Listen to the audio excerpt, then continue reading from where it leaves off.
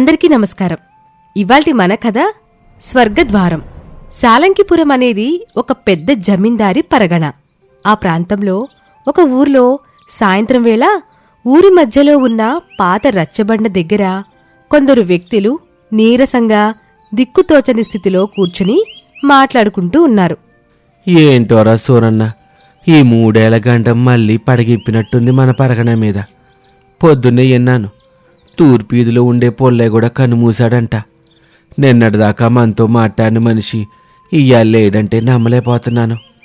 అవును రామయ్య, ఆడు మొన్నటిదాకా బానే ఉన్నాడు. 2 రోజుల కిందట పక్కూర్లో ఉన్న తన కూతుని చూసొస్తానని వెళ్ళాడు. ఆ రాత్రి పడుకున్నాడో లేదో తెల్లారేసరికి ఒళ్ళంతా ఎర్రటి దద్దుళ్ళు. గంట తిరగకుండానే ఊపిరి ఆగిపోయిందంట. ఊరి పరిస్థితి ఏమీ బాలేదు కదా అని భయపడి అంత్యక్రియలు కూడా ఆ ఊళ్ళోనే గానిచ్చేశారంట. పాపం పుట్టి పెరిగిన ఈ మట్టిలో కడసారి చూపుకు కూడా నోచుకోలేదు. నిజమే అన్నయ్య గారు. అసలు మన పరగనాకి పట్టిన ఈ పీడ ఎప్పుడు వదులుతుందో ఏమిటో. ప్రతి 3 ఏళ్లకొక్కసారి మనుషులు ఇట పిట్టల్లాగా రాలిపోతూ ఉంటారు. ఏం పాపం చేసేవని మనకి శిక్ష? ఇది మన తాతల ముత్తాతల కాలం నాటి శాపం లలితమ్మా. ఆ కాలం నుంచి ప్రతి 3 ఏళ్లకోసారి ఇటా మనుషులు చనిపోవటం, మళ్ళీ కొన్నాళ్ళకంతా సర్దుకుపోవటం మనకు అలవాటైపోయింది. కానీ ఈసారి చావుల హోరు మరీ ఎక్కువగా ఉంది. అసలు ఈ చావులకి పరిష్కారం ఏంటో ఆ దేవుడికే తెలియాలి. పరిష్కారం లేక కాదు రామయ్య, ఆ పరిష్కారాన్ని తెచ్చే మొనగాల్లేక. ఆ కీకారణ్యంలో ఉండే స్వర్గద్వారం తెరిచి లోపలున్న ఆ విరుగుడు మంత్రం తెచ్చే ధైర్యం ఎవరికుంది? ఎల్లినోళ్ళంతా ఎల్లినట్టే ఆ అడవిలోనే మాయమైపోతున్నారు తప్ప తిరిగి రావటంలా. అలా వాళ్ళ సంభాషణ జరుగుతున్న సమయంలో దూరంగా ఒళ్లంతా పుండ్లు పడి చూడడానికి అసహ్యంగా ఉన్న ఒక కురూపి బక్క చిక్కిపోయిన దేహంతో అటుగా నడుస్తున్నాడు. అతనే బాలకోటయ్య. అతన్ని చూడగానే రెచ్చబండ మీద ఉన్నవాళ్లంతా అసహించుకున్నారు. ఒరే బాలకోటయ్య, నీకెన్నిసార్లు చెప్పాలరా ఊళ్ళోకి రావద్దురా అని? నీ సావు నువ్వు సావక ఈ ఊరి గాలిని కూడా ఎందుకు పాడు చేస్తావు? కాస్త దూరంగా పో. ఇప్పటికే ఊరి పరిస్థితి అంతంత మాత్రంగా ఉంది. జనాల చావులకి కారణాలు దొరక్క చస్తున్నారు. ఇప్పుడు నువ్వొచ్చావంటే నువ్వు కారణం అవుతావు. అది కాదు పెద్దమ్మా, పొల్లయ్య చచ్చిపోయాడని తెలిసింది. ఆ నా చిన్ననాటి స్నేహితుడు. కనీసం అని చివరిసారి చూసిపోదామని వచ్చాను. ఇక్కడ చూస్తే ఆడింటి దగ్గర ఎవరూ లేరు. ఇంటికి తాళం వేసుంది. ఆడి శవాన్ని ఇక్కడికి తీసుకురాలేదు కదరా, నీకు తెలీదా? అనవసరంగా ఊళ్ళో తిరిగి రోగాలు పెంచబాకు. పో, ఆ పొలిమేర అవతలున్న నీ పాకలోకి వెళ్ళు అని కసురుకోవటంతో బాలకోటయ్య కన్నీళ్లు తుడుచుకుంటూ మౌనంగా ఊరి చివర ఉన్న తన పాత పాక వైపు సాగిపోయాడు. అక్కడ వాడు దగ్గుతూ కుప్పకూలిపోతుంటే అతని భార్య శాంత పరుగున వచ్చి అతన్ని పట్టుకుంది.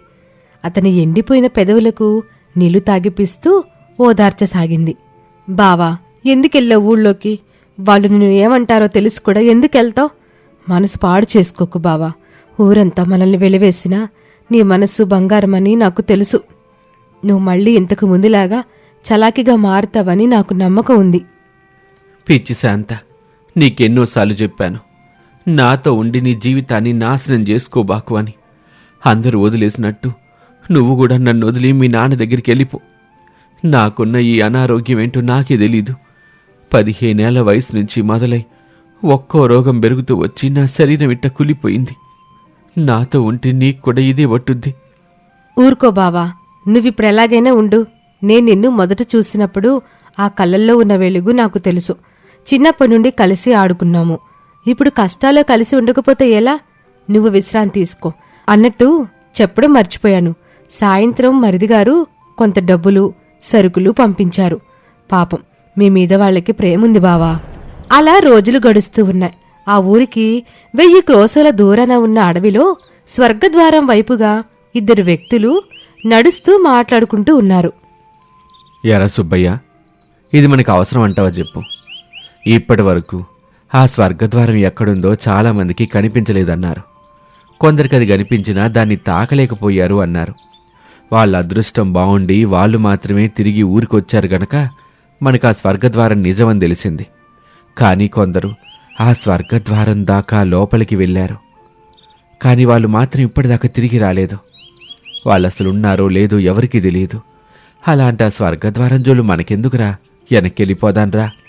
బుద్ధుండే మాట్లాడుతున్నావారా నువ్వు?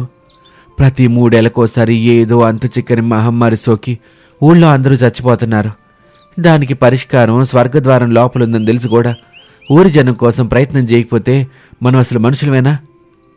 మనం మంచోళ్ళమో మనుషులమో చెడ్డోళ్ళమో దేవుడికెరక. కానీ మనం మంచాలమో నిరూపించుకోవటానికి మన కుటుంబాన్ని కష్టపెట్టాలా చెప్పు? చూడరా, నీకు అంత భయంగా ఉంటే నువ్విక్కడే ఆగిపో. అంతేగాని నేను మాత్రం ఊరికొచ్చిన కష్టాన్ని చూస్తా ఉండలేను. పక్కారి మంచి కోరుకునే మనసున్నోళ్ళు ఆ స్వర్గదారాన్ని చూడగలరు, తాగగలరు, అందులోకి ప్రవేశించగలరు అని తెలిసినప్పుడు ఆ లక్షణాలున్న నేను ఓ ప్రయత్నం చేస్తే మాత్రం తప్పేంట్రా అంటూ అడవి మధ్యలో స్వర్గద్వారం ఉన్న ప్రదేశానికి చేరుకున్నారు. అక్కడ ఆ స్వర్గద్వారం బంగారు వర్ణంలో మెరుస్తూ ఏ ఆధారం లేకుండా నేల మీద ద్వారబంధంలా నిలబడి ఉంది. దాన్ని అటూ ఇటూ ఏమీ ఆధారం లేకుండా ఉంది. అలాంటి ఆ స్వర్గద్వారం సుబ్బయ్యకి మాత్రమే కనిపిస్తుంది. అతనితో వచ్చిన మిత్రుడికి ఏవీ కనిపించటం లేదు. భగవంతుడా, నా మంచితనాన్ని గుర్తించావా తండ్రి? నాకు స్వర్గద్వారాన్ని చూపించావు. ఎక్కడ్రా? నాకేమీ కనిపించట్లా. నీకు కనిపించిందా ఏంటా స్వర్గద్వారం? అవునరా, నాకు కనిపిస్తుంది. నువ్విక్కడే ఉండు, నేనెళ్ళి మన ఊరి కష్టం తీరే దారి వెతుకుతాను అంటూ ఆ స్వర్గద్వారం దగ్గరికి వెళ్లి దాన్ని తాకగానే అది ఆ స్వర్గద్వారం తలుపు తెరుచుకుంది. లోపల నుండి మిరిమిట్లు గొలిపే బంగారు కాంతులు వెదజల్లుతూ ఉంది. సుబ్బయ్య ఆ స్వర్గద్వారం దాటి లోపలికి వెళ్లగానే అనంతమైన బంగారు ఖజానాతో ఒక పెద్ద భవనంగా ఉంది ఆ లోపలంతా. అతను లోపలికి ఒక్కొక్క అడుగు వేస్తూ అక్కడున్న వైభవాన్ని చూస్తూ మైమరిచిపోయాడు. ఒక వజ్రాల కిరీటం అతన్ని బాగా ఆకర్షిస్తోంది. వెంటనే తానొచ్చిన పనిని మర్చిపోయి ఆ బంగారు కిరీటాన్ని తాకాడో లేదో వెంటనే ఆ బంగారం నల్లటి బొగ్గులా మారిపోయింది. వెంటనే ఆ స్వర్గద్వారం కూడా మూసుకుపోయింది.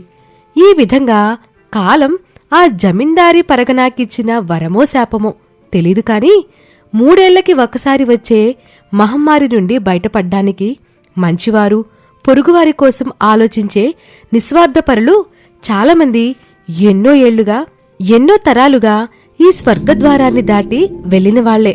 అంతే తప్ప అందులో నుండి ఆ మహమ్మారికి పరిష్కారాన్ని పట్టుకొచ్చిన వాళ్ళు లేరు. అయ్యా జమీందారు గారు, మరో వ్యక్తి ఆ స్వర్గద్వారానికి బలైపోయాడు. కాని మన కష్టం తీరే మార్గం మాత్రం దొరకటం లేదండి. అవతల ఎన్నడూ లేని విధంగా ఈసారి మహమ్మారి విజృంభిస్తుంది. ప్రజల ప్రాణాలు పిట్టల్లా రాలిపోతున్నాయి. వారి కష్టాన్ని చూస్తూ ఉండలేకపోతున్నామయ్యా. నాకు తెలుసు దివాన్జీ, కాని మనం ఏం చేయగలం చెప్పండి?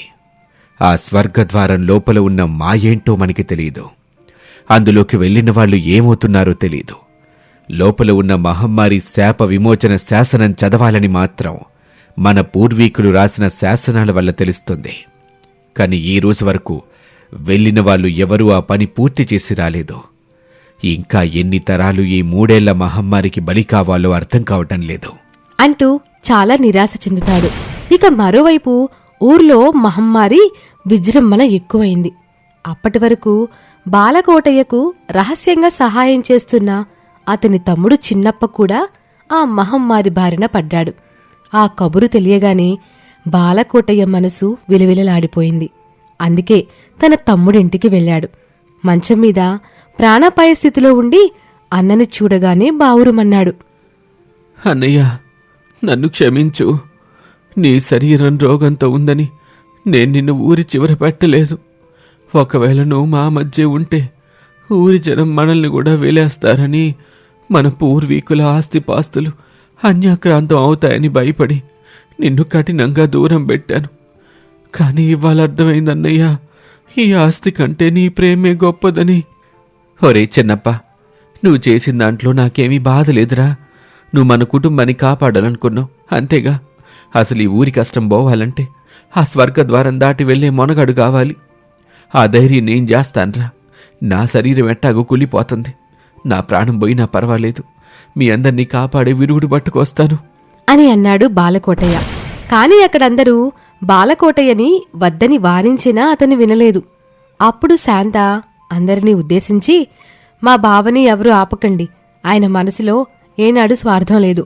ఆయన అందరి మేలు కోరుకునే మనిషే కాని ఇంకొకటి కాదు. ఒకవేళ ఆయన యోగ్యుడు కాకపోతే ఆ స్వర్గద్వారం ఆయనకసలు కనిపించదు కదా. తన తమ్ముడి కోసం, ఊరి కోసం ఆయన చేసే త్యాగాన్ని గౌరవించండి, వెళ్ళనివ్వండి అని అనటంతో బాలకోటయ్య భార్య ధైర్యాన్ని చూసి అందరూ మౌనంగా ఉండిపోయారు.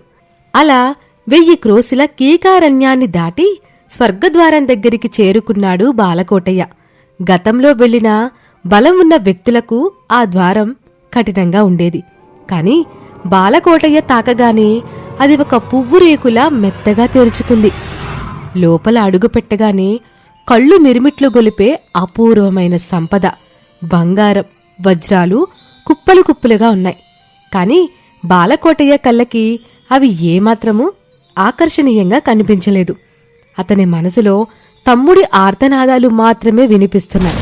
ఇక లోపలికి వెళ్లగానే ఒక తేజోవంతుడైన సాధువు ప్రత్యక్షమయ్యాడు. బాలకోటయ్యా, ఇంత లోపలికి రాగలిగావంటే నువ్వు అసాధారణమైన యోగ్యుడివి. నీ త్యాగ నిరతికి నేను మెచ్చాను. నీ ఈ అసహ్యకరమైన రోగగ్రస్త శరీరాన్ని ఇప్పుడే మాయం చేసి నీకు మన్మధుడిలాంటి సుందరమైన దేహాన్ని ప్రసాదిస్తాను. ఈ కంటికి కనిపిస్తున్న సంపదంతా నీదే అవుతుంది. ఏమంటావ్? స్వామి, నేను నా శరీరం కోసం రాలేదు, నా అందం కోసం అంతకంటే రాలేదు. నా తమ్ముళ్లాగా ఎందరో నా ఊరి వాళ్ళు అకాలంగా చనిపోతున్నారు. వాళ్ళని కాపాడే మంత్రమేదో ఇక్కడుందని విన్నాను. అది నాకు ప్రసాదించండి. ఈ బంగారం నాకు మట్టితో సమానం. పిచ్చివాడా, బాగా ఆలోచించుకో. ఈ శాసనంపై ఉన్న మంత్రం చదివితే ఇక్కడున్న సంపదంతా మాయమైపోతుంది. పైగా నీ శరీరం బాగుపడదు. నువ్విలాగే మిగిలిపోతావు. ఈ అవకాశం మళ్ళీ రాదు. ఒకరి ప్రాణం నిలిపే శక్తి ముందు ఈ సిరి సంపదలు, నా సౌందర్యం ఎందుకు స్వామి? నాకా మంత్రమే కావాలి అని అన్నాడు. అప్పుడు బాలకోటయ్య నిశ్చలతకు మెచ్చిన సాధువు శాప విమోచన శాసనాన్ని చూపించాడు. దానిపై ఉన్న మంత్రాన్ని బాలకోటయ్య భక్తితో పఠించగానే ఒక్కసారిగా ఆ బంగారు భవనం, ఆ సంపదంతా గాలిలో కలిసిపోయాయి. కాని ఆ మంత్రపు ప్రభావంతో బాలకోటయ్య శరీరంపై ఉన్న పుండ్లు మాయమైపోయాయి. నల్లటి దేహం కాస్త కాంతివంతంగా సుందరమైన రూపంతో మెరిసిపోతూ తను బయటకొచ్చాడు. అలా ఊరికి చేరుకోగానే మహమ్మారి బారిన పడి ఉన్న రోగుల దగ్గర కూర్చొని ఆ మంత్రాన్ని స్మరించడం మొదలుపెట్టాడు. అలా స్మరిస్తున్నప్పుడు ఏ మూలికలతో ఎవరికి వైద్యం చేయాలో అతనికి జ్ఞానోదయం కలిగింది. అతను చేసిన వైద్యంతో చిన్నప్పతో సహా ఊరు జనమందరూ కోలుకున్నారు. బాలకోటయ్య, మమ్మల్ని క్షమించు నాయనా. ఏ ఊరి జనమైతే నిన్ను వెలివేసి అసహ్యించుకున్నారో వాళ్ళందరికీ ఈరోజు నువ్వు ప్రాణదాతవయ్యావు. నీ రూపం కాదు నాయనా, నీ మనసే అసలైన స్వర్గం అని అన్నాడు. ఆ రోజు నుండి బాలకోటయ్య ఆ జమీందారీ పరగనాలో గొప్ప వైద్యుడిగా, అందరి ఆరాధ్య దైవంగా మారిపోయాడు. శాంత కళ్ళల్లో గర్వం చూసి ఆ ఊరు జనమందరూ తలదించుకున్నారు. ఇది ఇవాల్టి కథ. మరొక ఆసక్తికరమైన కథతో మళ్ళీ కలుద్దాం. మా కథలు మీకు నచ్చితే మా ఛానల్ని వెంటనే సబ్స్క్రైబ్ చేసి మమ్మల్ని ప్రోత్సహించండి. మరిన్ని మంచి మంచి కథలతో మిమ్మల్ని అలరిస్తాం.